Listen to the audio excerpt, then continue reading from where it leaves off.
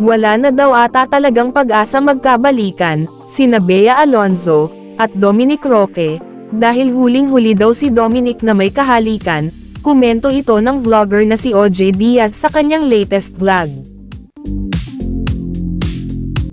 Wala na raw bang pag-asang magkabalikan sina Dominic Roque at Bea Alonzo?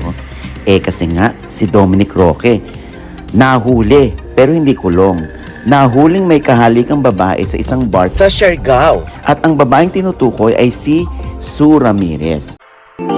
Chika Test Today. Maraming ngang fanay ang nawindang sa kumakalat ngayon na video, at hanggang ngayon ay patuloy pa rin na pinag-uusapan sa social media, sina Sue Ramirez at Dominic Roque, matapos silang makitang magkasama sa sikat na isla ng Siargao. Kung sila na ba daw o sadyang nakainom lang kaya nag-kiss, pareho naman daw silang single, split na si Sue kay Mayor Javi Benitez, maari din daw friendly kiss lang sa lips ang nangyari. Kung sila na o nakainom lang kaya nag-kiss, pareho naman na silang single, di ba? Dahil si Sue ay split na kay Victorias City Mayor Javi Benitez. Baka rin friendly kiss lang sa labi ang naganap. Marami tuloy ang nagtatanong kung may espesyal na namamagitan sa dalawa, lalo na't may lumabas pang video na tila nagpakita ng masyadong sweet na moment ang dalawa. Makikita sa video na hinalikan ni Sue si Dominic, umani agad ito ng samot-saring komento mula sa netizens.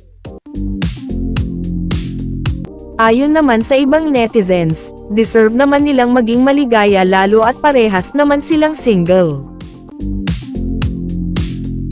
Kaya naman maraming nagsasabing bagay daw ang dalawa, at mukhang masaya naman daw ang mga ito, tama lang daw nabigyan ng pagkakataong lumigaya sina Sue at Dominic. Kung mapapansin sa video, saglit lang naman ang naging tukaan, at sabi nga ng ilang fanay, ay tila nabuyo lamang sa isang truth or dare ang dalawa. Kamakailan lang ay pumutok ang balitang hiwalay na raw si Sue sa kanyang long-time boyfriend na si Victorias City, Negros Occidental Mayor Javi Benitez. At matatandang early this year, ay naghiwalay si Dominic at fiancé nito na si Bea Alonzo, kaya daw malamang wala nang pakialam si Bea sa isyong ito.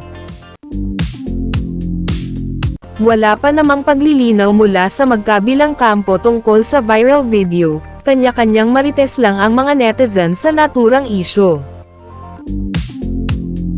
Kung may namamagitan man kina Sue at Dominic, kung totoo man o hindi ang naturang video, sila na lamang ang makakasagot.